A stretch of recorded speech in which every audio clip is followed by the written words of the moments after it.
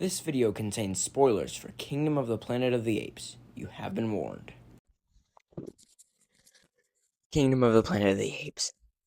Wow, that's just I don't know what to say about this movie. It's so good. Oh my god, this was okay.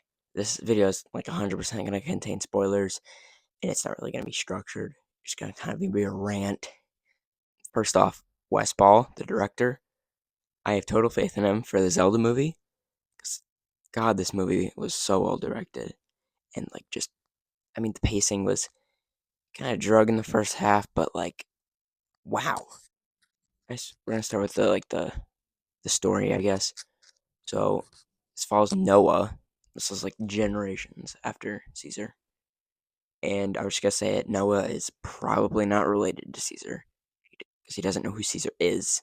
Noah and his clan, they like raise eagles. Noah and his friends have to go get like an egg.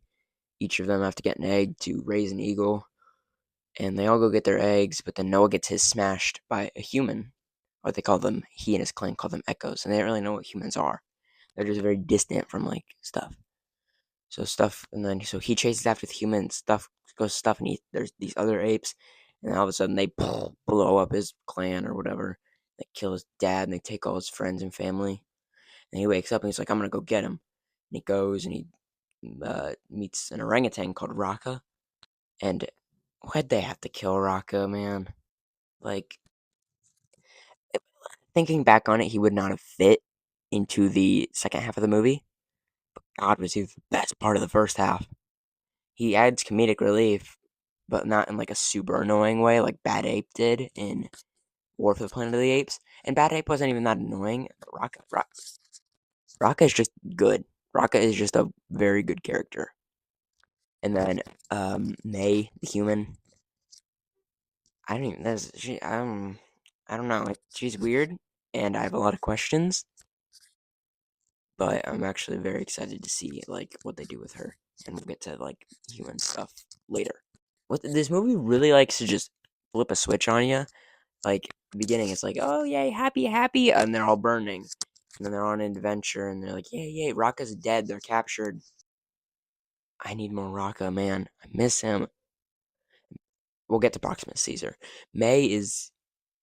We'll get to May. I love this movie a lot. It's really good. They get captured, and then they get Proxima Caesar shows up.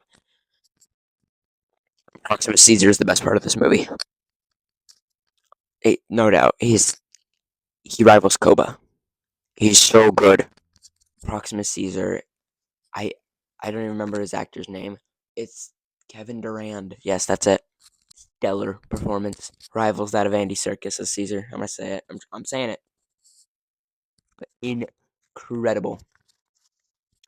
Menacing steals the show. I think they had to kill Raka. Is that then they can have Proxima Caesar show up, and if they were together, the movie would just be too epic for us to handle. Because Raka's too good, Proxima Caesar's too good. You have to keep them separate. Proxima Caesar, I was scared he wasn't gonna have like any motivation, and that he was just gonna be evil for the sake of being evil, which would have sucked considering how many good antagonists we've had from this franchise.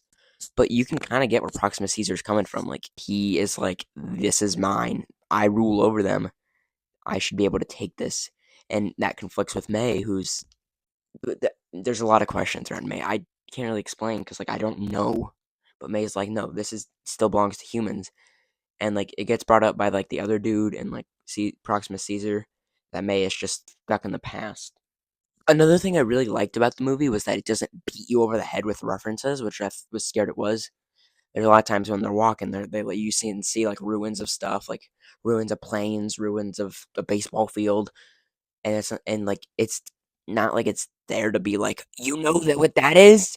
No, it's like this is what the world is now. There's like scarecrows at one point from like the very original movie, and it's not like the camera focuses on them, but it's not beating it over your head like these are scarecrows. No, and I really like that. And there's another reference at the very end of the movie, and we'll get to the end of the movie because good lord, that was amazing. But then they're fighting, and like Noah is not a good fighter, and like Caesar could fight, but like Noah can't fight, but he's ungodly smart and is able to like outwit his opponents. He was very ashamed of that. He couldn't really tame the eagles like his father could. But then he's able to tame the eagles, and he uses them to throw Proxima Caesar off a cliff. And the music in that moment, like when they're all singing their eagle song, I don't know what else to call it. It's just like, ooh, give me chills. And then they throw Proximus off a cliff, and he lands in the water. I kind of hope he's alive, but I also hope he's not, because they're like, I really want them to. They didn't flesh him out enough, but like keep him dead, because he's dead. Nobody dies in cinema anymore. The ending. I'm gonna I'm gonna say this ending rivals that of the 1968 one. 68, is that right? The Statue of Liberty twist, and the very original, written by the man Rod Serling himself. This twist, I don't even know if I call it a twist. It feels like a twist to me because you're like, what the heck? This ending rivals that. May goes and she goes to this bunker. All of a sudden, some Asian lady in a hazmat suit comes out and she's like, I'll take your robot. I'll take your chip that you got from somewhere. And I'm like, what the hell? And then she goes in, they're like disinfecting stuff, and there's people, talking people, and then they're using that chip to contact people with like some old discs, this old like radar dishes and stuff. They contact people from Fort Wayne, Indiana.